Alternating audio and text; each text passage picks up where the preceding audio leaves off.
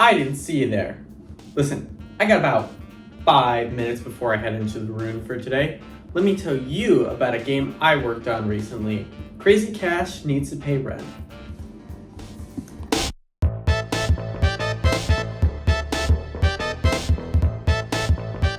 Crazy Cash Needs to Pay Rent is a roguelike where you have 7 days, yes, 7 days to pay rent for the week. Your landlord has jacked your rent way up. But don't worry, he's giving you a new business opportunity, going into ancient ruins and searching for treasure. What could possibly go wrong with that? Now that we've had a brief overview of the game, let's go over my contributions as lead designer on the project. A lot of my design process going into this game was wanting to make a much more forgiving roguelike. I love the random generation aspect of roguelikes and some of the silliness that comes out of this randomness.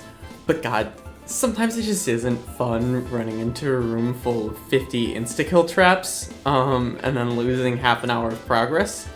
So I looked to one of my favorite games for inspiration, Pokemon Mystery Dungeon. A Death in Mystery Dungeon only means starting over on whatever dungeon you're on, as well as losing all of your currently held items. This is in contrast to a more traditional roguelike, where you lose all of your progress for a run. We keep the spirit of a roguelike alive, but we're also a bit nicer to our player.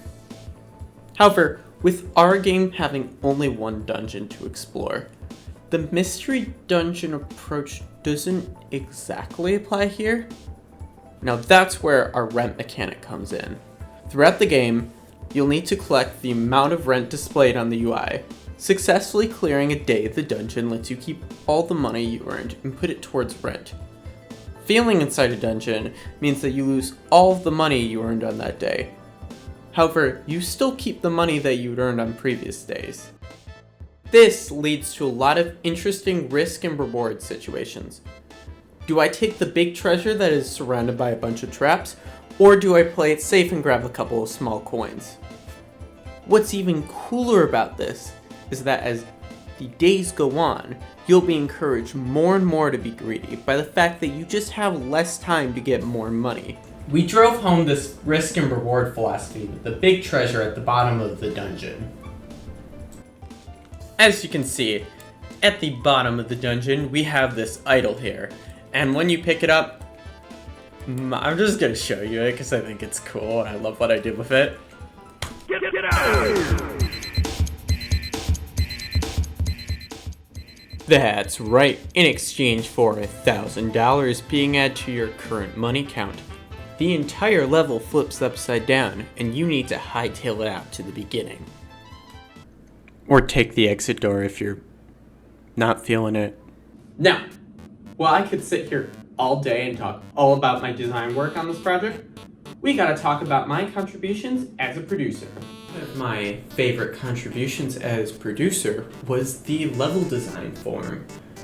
This allowed me and the other level designer to write down our ideas for what type of rooms we'd like to make, as well as track which rooms we had actually implemented into the game.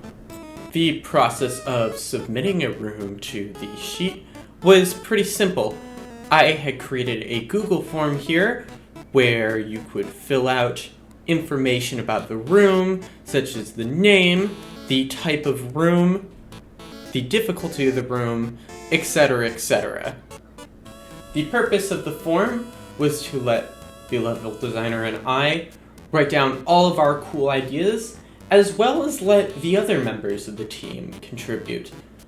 In previous projects, I had found it slowed productivity to have the design team and programming team be the ones implementing art assets. So another contribution I made as producer was encouraging art team to implement those assets.